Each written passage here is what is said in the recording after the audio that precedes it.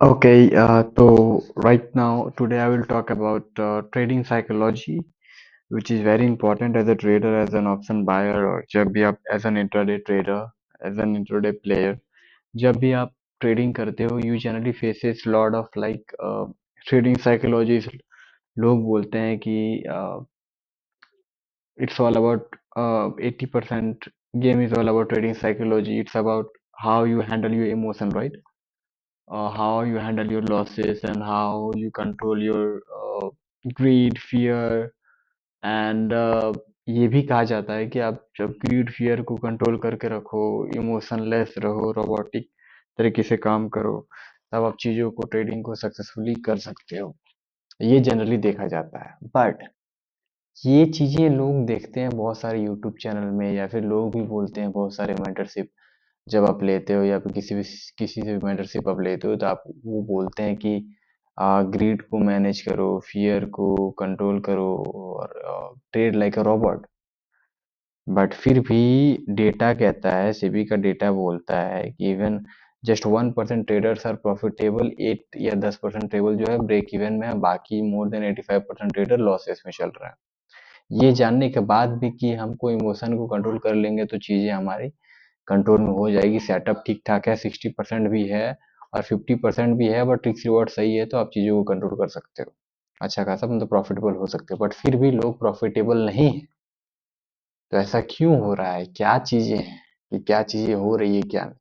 तो आज मैं आपको ट्रेडिंग साइकोलॉजी को डिकोड करता हूँ, उसके रूट का उसको समझते हैं, और इसको डिकोड की इसको कंट्रोल करने का सॉल्यूशन क्या है, विथ सिस्टम लेवल सॉल्यूशन। कि भाई जो हमारा सेटअप है, सेटअप को सिस्टम लेवल पे सॉल्यूशन देंगे, ताकि उसको एक रीजन मिल जाए, एक सिस्टम मिल जाए, ताकि वो वहीं पर चीज़ें रुक जाए, जब चीज़ें आए तब वहां पर हम रोक सके और चीज़ों को पकड़ पाए। उससे पहले डेटा हम थोड़ा सा दिखाना चाहते हैं कि चीज़ें क्या होती हैं, क्या नहीं। अभी क्या है कि how many people actually detect and fix this barrier. क्या होता है कि 20 to 25% traders can notice emotion in real time. जब ट्रेड चलता है और ट्रेडिंग के टाइम में जब लाइव ट्रेडिंग होता है, तब आप देखते हो कि सिर्फ 20 से 25% लोग ही पकड़ पाते हैं, बाकी कहाँ गए। बाकी 75 से 80% लोग तो पकड़ ही नहीं पाते इमोशन को, क्या हो रहा है क्या नहीं होता है। Most notice after damage is done. जब चीजें लॉसेस हो जाती है, जब आप खाली टाइम में बैठते हो, तब आप ज्यादातर ये करते हो, तो मतलब 70 to 85% यही करते हैं, 75 to 80% लोग यही करते हैं, 20 से 25% ही पकड़ पाते हैं। और डेटा थोड़ा करेक्टिफाई करे तो 10 से 20% करेक्टिव अंडरस्टैंडिंग इमोशन है, system misalignment not personal weakness. बहुत सारे लोग बोलते हैं कि ये हो रहा है, ये हो, तो ये मेरे पर्सनल वीकनेस या फिर मेरा कमजोरी है या समथिंग लाइक दैट, वो समझते हैं। बट 10 से 12% ही लोग जो है उसको सिस्टम का मिसअलाइनमेंट समझते हैं, कि नहीं, कि ये मेरा वीकनेस नहीं है, सब लोगों के पास ऐसा ह्यूमन होता है, ह्यूमन बीइंग होता है। तो 10 से 12% लोग ही पकड़ पाते हैं। और देखो तो ये लोग फिक्स कितना परसेंट कर पाते हैं, 3 से 5% constant consistently redesign their system so the emotion disappear next time। तो भाई 3 से 5% ही कर पाते हैं ये, कि कंट्रोल कर पाते हैं और रीडिजाइन करते हैं बेस्ड ऑन की सिस्टम के हिसाब से। थोड़ा सा और डेटा देखते हैं, क्योंकि इट्स डेटा।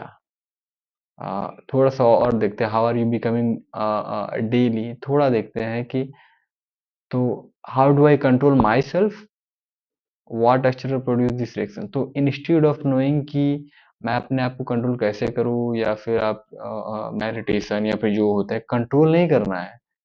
आपको सिस्टम डिजाइन ऐसे करना है कि ये किस कारण से हो रहा है, रीजन जानना है, रूट कॉज जानना है। जब आप रूट कॉज जान जाते हो कि क्यों इमोशन प्रोड्यूस हो रहा है, और जब आप इमोशन का रूट कॉज को जानते हो और सिस्टमैटिक बेस पे आप फिक्स करते हो चीजों को, तब चीजें फिक्स होती हैं। तो that shift alone places you right in the top 10 to 15% cognitively. तो भाई जब ये समझ जाता है कि क्या चीजें क्यों ये प्रोड्यूस हो रही है, क्या कारण है, रूट काउज क्या है, और सिस्टम बेस में जब फिक्स कर देते हैं, तब चीजें कर पाते हैं। Daily progression science, you detect emotion earlier. भाई ट्रेड लेने से पहले ही इमोशन को आप पकड़ लेते हो। यू लेवल देम विदाउट जजमेंट, बिना लेवल का आप ऑब्जेक्टिवली चीजों को देखते हो। You delay fixes until review time, you think in system not trade. भाई कि ये आपको कमजोरी नहीं है, आपको सिस्टम में सोचना है और सिस्टमैटिक तरीके से कि सेटअप बेस की क्या करेंगे। 1% ट्रेड, 1% लॉस ही लेना है, उससे ज्यादा नहीं है। एक लॉस, एक ट्रेड ले लिया, दूसरा ट्रेड नहीं लेना है, या फिर एक डेली लिमिट लॉस का रख लेना। तो बहुत सारी चीज़ें हैं जो कि मैं बाद में आता हूँ, बस एक वो डेटा दिखाओ तो कि क्या चीज़ें इमोशनल चीज़ें अफेक्ट करती है। 80% लोग बोलते हैं साइकोलॉजी है, 20% बाकी चीज़ें होती हैं। तो 80% साइकोलॉजी का गेम है, तो साइकोलॉजी का रूट कॉज को भी समझना बहुत इंपॉर्टेंट है। थोड़ा देखते हैं, this continues and you actually implement structure changes, you move into 3 to 5% bracket over time. तो भाग आप रूट कॉज को समझोगे और इसको डिटेक्ट करोगे और इसको फिक्स करोगे सिस्टम तरीके से, तो भाई आप 3 से 5% ब्रैकेट में आ जाओगे, डेटा यही बोलता है। तो ये सब चीजें जाननी जरूरी है। तभी आप जब रूट कॉज को जानोगे, कहाँ पर मिस्टेक हो रहा है, थोड़ा बैठोगे समझोगे, तो भाई आपको समझ में आएगा चीजें। अब इसके रीजन के पीछे, अब बस डेटा मैंने शेयर किया, अब आपको दिखाता हूँ कि चीजें क्या है क्या नहीं है। तो थोड़ा सा जाते हैं और ट्रेडिंग इमोशनल बैरियर डिकोडिंग, तो थोड़ा समझते हैं कि मैंने दो चीज यहाँ पर मेटा इनसाइट इंपॉर्टेंट चीजें हैं कि जो बैरियर्स हैं, this barrier do not occur independently, they form feedback loop. क्या होता है कि जब नॉर्मली क्या होता है कि when we come to the trading, तो नॉर्मली ऑप्शन बायर ही लोग जाते हैं क्योंकि कैपिटल कम रहता है या जनरली चीज अर्जेंसी क्या होता है, क्विक सक्सेस। आजकल बहुत सारी चीजें, सोशल मीडिया, डोपामिन, बहुत सारी चीजें कि भाई मुझे जल्दी जल्दी जल्दी करना है चीजों को और जल्दी सक्सेस करना है। वो जल्दी सक्सेस के कारण ही क्या होता है कि हम लोग ओवर साइजिंग करते हैं, उसके कारण लॉस होता है, उसके कारण रिवेंज होता है, रिवेंज के कारण कैपिटल ड्रॉ डाउन होता है, उसके बाद पैरालिसिस होता है। पैरालिसिस का मतलब उस सिस्टम को हम गलत तरह से ओवर एनालिसिस करने लगते हैं और स्टडी जो हमारा सेटअप उसको चेंज कर देता है। फिर ये अर्जेंसी कहीं ना कहीं चीजें आ जाती है कि भाई तुरंत चीजों को करना है, और वो कंटिन्यूशन लूप है भाई। Breaking the one structure link collapses the entire loop.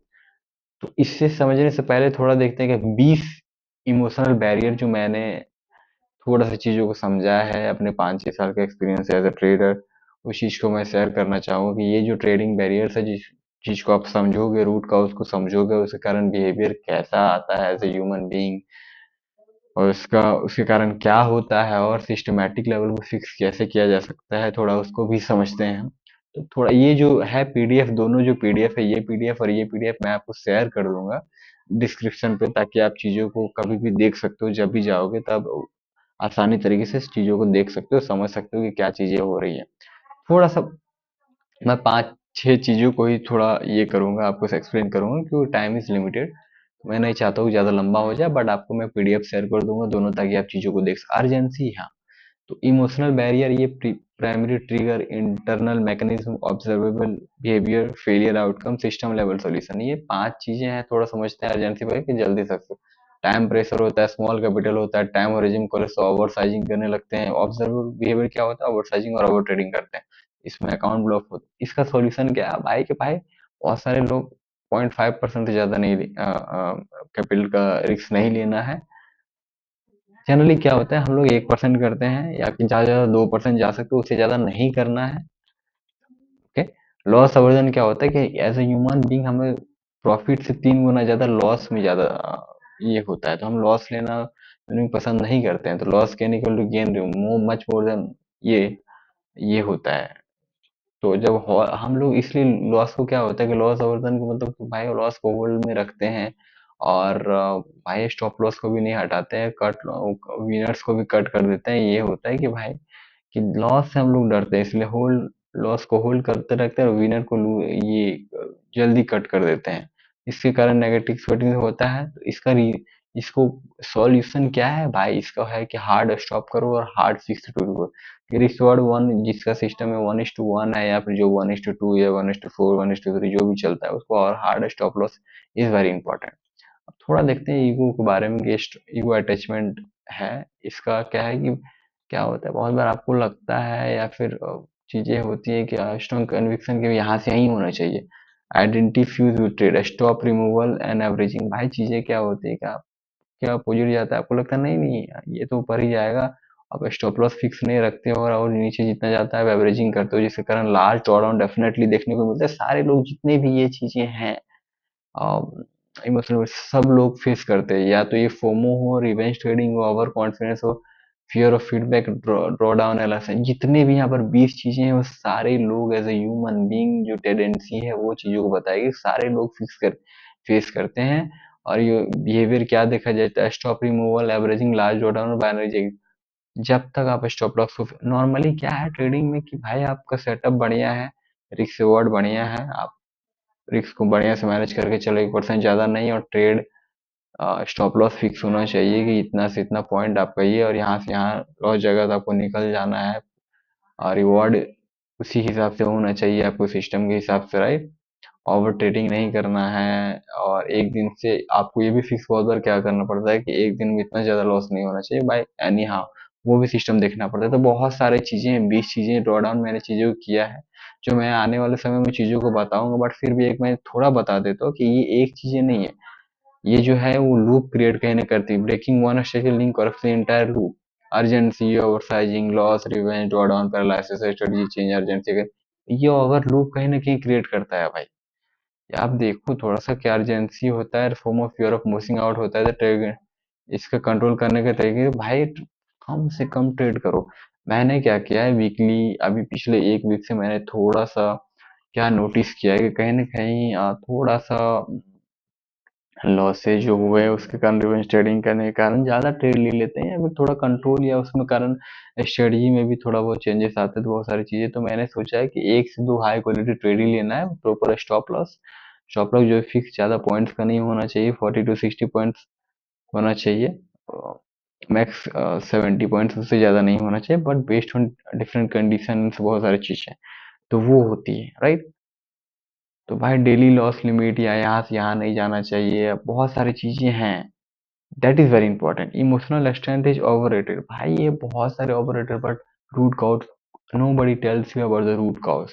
When you understand the root cause, when you understand the behavior and why it is failing, and when you fix with a systematic approach, तब आप चीजों को कर पाते हो। तो हम इस emotional stand is overrated, system stand is everything, right.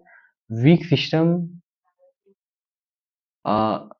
shows strong emotions, और strong system shows emotion become irrelevant, definitely भाई। तो स्ट्रॉन्ग सिस्टम को इस तरीके से चीज़ों को आप डील करोगे तो डेफिनेटली ये जो साइकोलॉजी बोलते हैं लोग, lot of psychologists come says lot of things about trading and lot of other things, but I bet you if you fix all these 20 emotion, definitely your trading psychology will be on different level. Your completely your trading psychology, your mindset will be on different level, bro. So this is what I wanted to say you, because I think this is very important for as a trader. This is very important. This plays a very important role, man, right? So later on, maybe after a month or after a week or after a few days, maybe after a few months as well, I will also once again tell you each and everything in detail.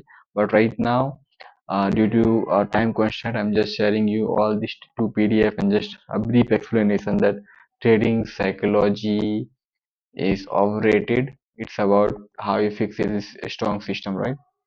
So that is very important. So that's all, man. Okay, then. Thank you. Cheers. And yes, thanks for watching.